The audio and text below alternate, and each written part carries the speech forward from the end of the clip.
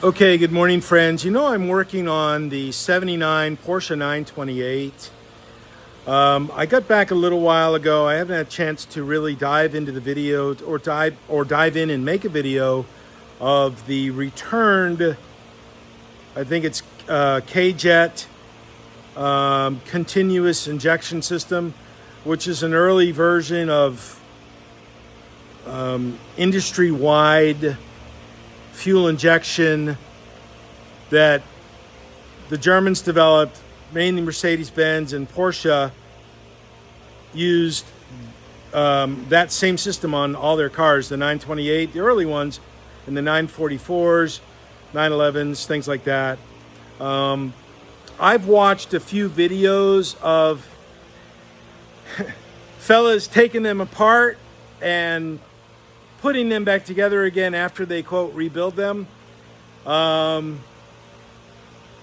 know that ethanol fuel destroys rubber gaskets and rubber seals.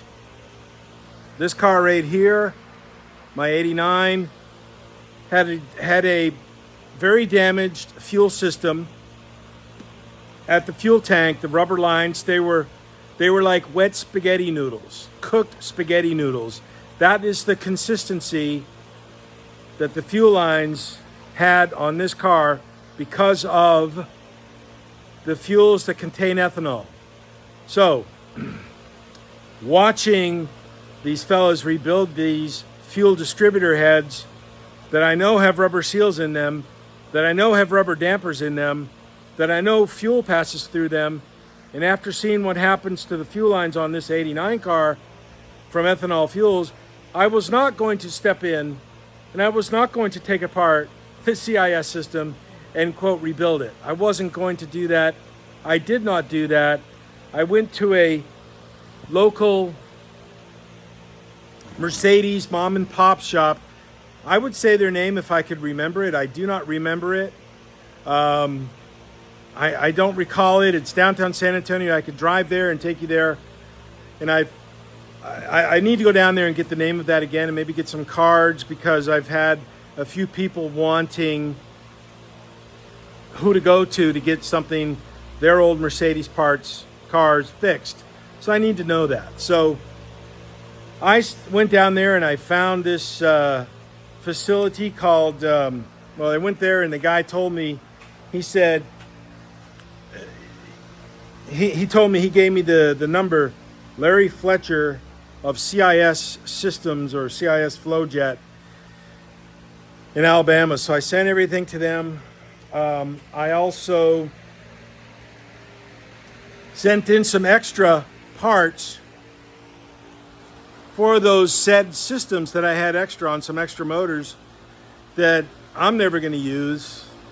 And I sent them off to them, and they give me a pretty good credit for them because they say it's very difficult to find these systems and these parts to rebuild. So anyways, let me just dive into this and show you right now what's going on. So here's the instructions on the fuel distributor.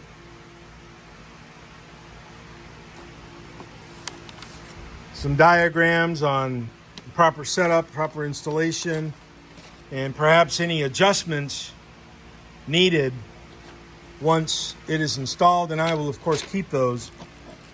Here's the fuel distributor itself. I don't know if I'm going to take it out, but this is the one item that one fella, he makes quite a lot of 928 videos on YouTube, that he just took apart and quote rebuilt it. And maybe he got it done, maybe he built it properly. I don't know. I hope he did, but I'm not the kind of person that's going to dive in willy-nilly and, quote, rebuild every single system or everything I put my hands on, because that cheapens everything systemically. It really does. I mean, I've seen guys rebuild these or try to. I've seen guys rebuilding their dash pads, dash pods, and it's their first time doing it, and they make videos like, oh, look at me, I'm the expert. I'm doing this properly, and this is how you need to do it. That is the furthest thing from the truth, my friends. you don't want to do anything unless you want to do it 100% and be willing to do it over and over and over again. So, and I apply that here to what I'm doing, the media blasting of the intake manifolds and my dabbling in on the dashboards and pods. And I have a successful 100% perfect record on those things, which I just admittedly dove in to try it and see what I could do, because right next door to me used to be Classic Custom Upholstery, and they're not next to me now because I moved, but they're right down the street 6 miles away, so I still go to them. They help me get all this stuff done perfectly, 100%. And that's really good to know, to have these kind of people to go to that render 100% perfect work. And those are the kind of people that I'm going to wrap my arms around and have a relationship with. You know, the guys, the bubbas that want to do this on their own, rebuild this kind of stuff on their own, and then make videos about it. I don't want any part of that. This was expensive work to do, but it was done professionally, and I'm very impressed with that. Now look at the airflow meter. It's gorgeous. They even took it apart, and it looks like they vapor blasted all these components where they could. I'm not going to take it out of here yet because I don't really need to, but this is a very simple yet very complex system. And there's a big butterfly valve in there, which is right there. You know, there's lots of things in here to get set properly.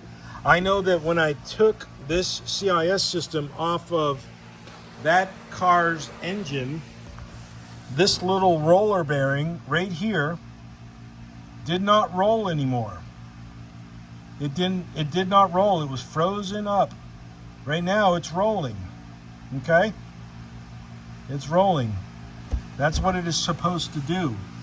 So when I realized that kind of stuff and all the detail, I said, no, I'm not going to do it. I'm going to send it off, get it rebuilt. I do need to call them about this device, because they wrote down that is bad. That is bad. But this fuel damper or fuel regulator is good. So I don't know. I'm going to have to look up that part number and see what the deal is on that. Thank God when I took apart the engine, I took videos of it. So this one actually it's probably the old one, but looks like they vapor blasted it. Looks beautiful. Looks brand new.